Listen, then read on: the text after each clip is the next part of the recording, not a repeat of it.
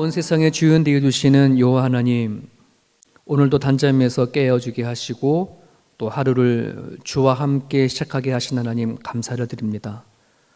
오늘도 화면을 켜고 함께 찬양하고 기도하며 말씀 속에 시작하는 하나님의 권속들을 기억해 주시고, 하나님, 무화과 나무 아래서 묵상하고 기도하던 니고데모의 그 모습처럼 오늘도 내가 있는 그 자리에 하나님의 말씀을 묵상하고 기도하는 자들에게 하나님 찾아가 주시고 만나 주시고, 하나님 오늘도 이 세상을 살아갈 수 있는 위로부터 오는 은혜를 허락하여 주옵소서.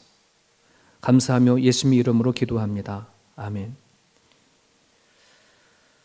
오늘 본문 말씀은 이사야 41장 1절에서 20절까지의 말씀입니다. 오늘 여전히 조금 본문이 좀 길지만 우리 천천히 본문을 잘 생각하시면서 여러분 읽는 과정 가운데 말씀이 와닿는 부분들이 있으면 또 표시도 하시고, 또 말씀이 끝난 다음에 다시 한번 묵상해 볼 수 있는 그런 시간이 되셨으면 좋겠습니다. 우리 1절부터 20절까지 한 목소리 읽습니다. 섬들아 내 앞에 잠잠하라. 민족들아 힘을 새롭게 하라. 가까이 나오라. 그리고 말하라. 우리가 서로 재판 자리에 가까이 나아가자. 누가 동방에서 사람을 일깨워서 공의로 그를 불러 자기 발 앞에 이르게 하였느냐. 열국을 그의 앞에 넘겨주며 그가 왕들을 다스리게 하되 그들이 그의 칼에 티끌 같게 그의 활에 불리는 촉에 같게 하매 그가 그들을 쫓아가서 그의 발로 가보지 못한 길을 안전히 지났나니 이 일을 누가 행하였느냐. 누가 이루었느냐. 누가 처음부터 만대를 불러내었었느냐. 나 여호와라. 처음에도 나요 나중 있을 자에게도 내가 곧 그니라. 섬들이 보고 두려워하며 땅끝이 무서워 떨며 함께 모여와서 각기 이웃을 도우며 그 형제에게 이르기를 너는 힘을 내라 하고, 목공은 금장색을 격려하며 망치로 고르게 하는 자는 매질꾼을 격려하며 이르되 땜질이 잘 된다 하니 그가 못을 단단히 박아 무상을 흔들리지 아니하게 하는도다. 그러나 나의 종 너 이스라엘아, 내가 택한 야곱아, 너의 본 아브라함의 자손아, 내가 땅 끝에서부터 너를 붙들며 땅 모퉁에서부터 너를 부르고 내게 이르기를 너는 나의 종이라. 내가 너를 택하고 싫어하여 버리지 아니하였다 하였노라. 두려워하지 말라. 내가 너와 함께함이라. 놀라지 말라. 나는 네 하나님이 됨이라. 내가 너를 굳세게 하리라. 참으로 너를 도와주리라. 참으로 나의 의로운 오른손으로 너를 붙들리라. 보라, 내게 노하던 자들이 수치와 역을 당할 것이요 너와 다투는 자들이 아무것도 아닌 것 같이 될 것이며 멸망할 것이라. 너가 찾아도 너와 싸우던 자들을 만나지 못할 것이요 너를 치는 자들은 아무것도 아닌 것 같고 허무한 것이 되리니 이는 나 여호와 너희 하나님 내 오른손을 붙들고 내게 이르기를 두려워하지 말라. 내가 너를 도우리라 할 것임이니라. 버러지 같은 너 야곱아, 너희 이스라엘 사람들아 두려워하지 말라. 나 여호와가 말하노니 내가 너를 도울 것이라. 내 구속자는 이스라엘에 거한 이이니라. 보라, 내가 너를 이가 날카로운 새 타작기로 삼으리니 너가 산들을 쳐서 부스러기를 만들 것이며 작은 산들을 겨같이 만들 것이라. 너가 그들을 까부른즉 바람이 그들을 날리겠고 해오르바람이 그들을 흩어버릴 것이로되 너는 여호와로 말미암아 즐거워하겠고 이스라엘의 거룩한 이로 말미암아 자랑하리라. 가련하고 가난한 자가 물을 구하되 물이 없어서 갈증으로 그들의 혀가 마를 때에 나 여호와가 그들에게 응답하겠고 나 이스라엘의 하나님이 그들을 버리지 아니할 것이라. 내가 헐벗은 산에 강을 내며 골짜기 가운데에 샘이 나게 하며 광야가 못이 되게 하며 마른 땅이 샘 근원이 되게 할 것이며 내가 광야에는 백향목과 십딧나무와 화석류와 들 감는 나무를 심고 사막에는 잣나무와 소나무와 황양목을 함께 두리니 무리가 보고 여호와의 손이 지으신 바요 이스라엘의 거룩한 이가 이것을 창조하신 바인 줄 알며 함께 헤아리며 깨달으리라. 오늘의 말씀은 어제의 말씀과 같이 하나님이 이스라엘 백성에게 이사야 선지자를 통해서 선포되어지는 그런 메시지인데요. 어제와 조금 차이가 있어요. 그러니까는 40장의 이사야 선지자를 통해서 주는 메시지는 이사야 선지자가 하나님을 통해서 말씀을 받고 본인이 생각하는 것과 또 마음에 이런 안타까움을 가지고 전하는 메시지였다면, 오늘의 본문의 말씀은 하나님의 말씀을 있는 그대로 그냥 선포하는 거예요. 직접적으로 자신의 생각에 1도도 첨가시키지 않고 하나님의 말씀 있는 그대로 선포하게 하시는 건데, 이제 선포하시는 거거든요. 그래서 조금 이게 이스라엘 백성들에게 와 닿는 메시지가 다른 거예요. 이사야는 자신이 전하는 그 메시지를 어떤 교훈적인 거거나 또는 위협되어지는 거로 받아들이지 않기를, 하나님이 전하시는 그 메시지가 객관적인 사실로 와 닿는다는 것을 직접적으로 전하고 싶은 거거든요. 그런 부분들 안에서 오늘 우리도 똑같은 심정으로 말씀을 받아야 할 줄 믿습니다. 우리는 하나님의 말씀을 어떤 교훈적인 것이라든지 어떤 이론적인 것, 도덕적인 윤리적인 그런 메시지가 아니잖아요.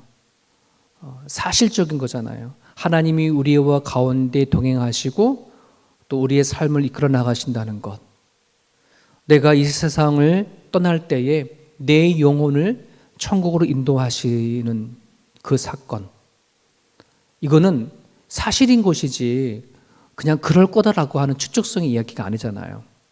그렇기 때문에 우리가 살아가는 삶의 현장에서의 하나님의 말씀은 정말 살아서 움직여지는 그런 메시지로 받아야 할 줄 믿습니다. 자, 그런 부분들 안에서 오늘 이 메시지가요, 어쩌면 이스라엘 백성들에겐 이 41장의 이 메시지는 당장 이루어지지 않는 거거든요. 그러니까 100년 이후에 일어날 이야기를 지금 하나님 얘기를 하시는 거예요. 여기에서 섬들아 하는 이야기, 그 다음에 동방에서 사람을 일으켜서 어떠한 그 이스라엘 백성들을 다시 구원시키겠다는 이야기는 이스라엘 백성들이 70년의 포로 생활을 하고 나서 바사왕 고레스를 통해서 구원시키고자 하는 이야기를 지금 하고 있는 거거든요. 그러니까 그런 차원에서 이스라엘 백성들이 이 메시지를 받아들일 때와 그리고 100년 뒤에 일어날 그 사건들 사이에서의 이야기를 지금 받아들이는 것인데, 아마 이스라엘 백성들은 이걸 받아들이기가 쉽지 않았겠죠. 하지만 하나님은 당신께서 말씀하신 41장 이 말씀을 하나더라도 거짓되지 아니하게 있는 그대로 구체적으로 다 이루어냈어요. 그게 역사가 증명을 하고 있는 거죠. 그러면 정말 이 이사야 41장의 이 메시지가, 이 예언이 100년 뒤에 구체적으로 어떻게 이루어졌는지를 잠깐 말씀드릴게요. 이사야가 선포되어지는 이 메시지가 100년 뒤에 두 세력이 힘을 겨뤘던 시대였었어요. 한 세력은 이스라엘 백성들을 포로로 삼았던 바벨론의 제국 바벨론 세력이고, 또 한 세력은 이 바벨론을 맞섰던, 경쟁했던 그 지중해 서쪽에 있는 세력들이거든요. 이 서쪽에 있는 세력들과 바벨론이 힘을 겨루고 있었는데, 그 무렵에 어떤 나라가 등장하냐면 바사라고 하는 나라가 등장해요. 현재 페르시아 지역, 지금 오늘날 따진다 그러면 이란 지역을 얘기를 하거든요. 그 지역에 고레스라고 하는 사람을 중심으로 해서 바사라고 하는 나라가 등장하는데, 이 나라가 하루아침에 바벨론을 멸망을 시켜버려요. 자, 이렇게 되다 보니까 바벨론과 힘을 겨루었던 서방 세력이, 이거 우리가 제대로 이렇게 방어하지 않으면 우리가 바사라는 제국 앞에 다 먹히겠다라고 생각을 하니까 서방에 있는 세력들이 다 힘을 보기 시작해, 연합하기 시작했어요. 그리고 각 나라를 별로 우상들이 있는데 그 우상들을 다 더 강하게 섬기기로 그렇게 선포를 해버린 거죠.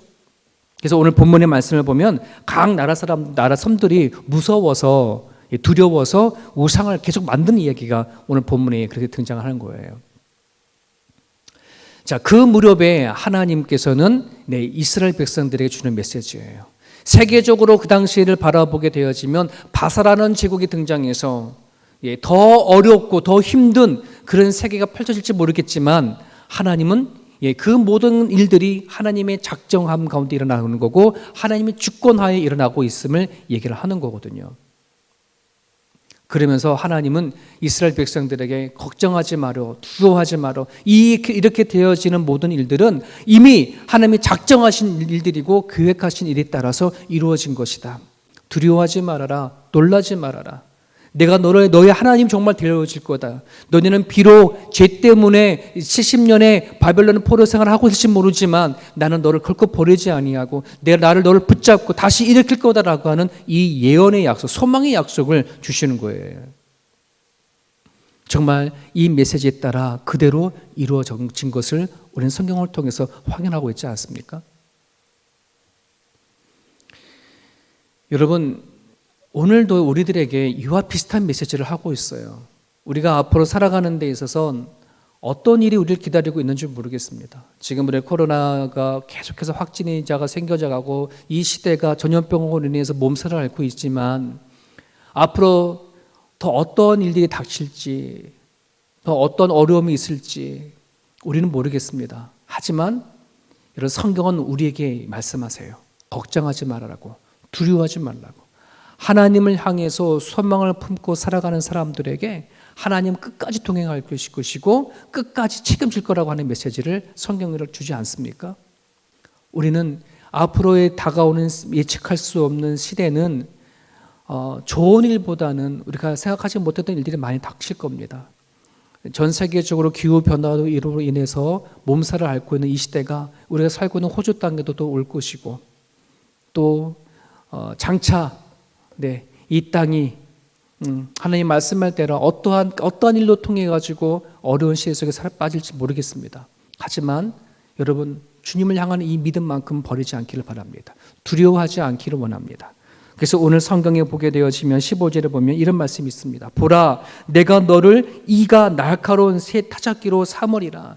지금은 이스라엘 백성들이 야곱의 백성들이 포로로 살던 그런 힘없는 백성들이지만 장차 하나님이 이스라엘을 통해서 회복시켜서 그 시대를 다시 점령시킬 그런 나라로 세울 것처럼 그게 약속하고 계시는 거예요. 그리고 하나님이 이스라엘 백성을 통해서 다시 회복시켜서 그들에게 응답하고 마른 땅에 샘물의 근원이 되게 만들고 헐벗은 산에 강을 내어줄 정도로의 하나님은 그들을 회복하실 걸 약속하신 것처럼 오늘도 하나님을 기도하고 하나님께 기도하는 사람들에게 주시고자 하시는 메시지가 여기 있어요. 살아가는 삶이 좀 넉넉하지 못하고 힘들다 할지라도 이 세상은 하나님 앞에 간구하고 기도하는 자를 통해서 일하신다는 사실을 여러분이 기억하셨으면 좋겠습니다. 오늘 하나님께서 말씀하십니다. 두려워하지 말라. 내가 너와 함께함이라. 놀라지 말라. 나는 내 하나님이 됨이라. 내가 너를 굳세게 하리라. 참으로 너를 도와주리라. 참으로 나의 의로운 오른손으로 너를 붙들리라 하신 이 말씀을 여러분들이 사실 그대로 받아들일 수 있기를 간절히 바랍니다. 그냥 듣기 좋은 메시지로 우리에게 주는 것이 아니에요. 오늘도 하나님 앞에 간구하시고 기도하시기를 바랍니다. 여러분들이 하나님 앞에 회복되어질 것이 무엇인지를 놓고 기도하실 수 있기를 바라고요. 그리고 하나님의 약속을 붙잡고 여러분들 안에 혹시나 누군가가 아직도 주님 안에 구원받지 못한 성도들이 있으면 그분들을 위해서 기도할 수 있는 저와 여러분의 모습이 되었으면 좋겠습니다. 오늘 이 주신 말씀 붙잡으시고요. 소망을 붙잡고 하나님 앞에 기도하는 시간 되어지기를 바랍니다. 기도하겠습니다.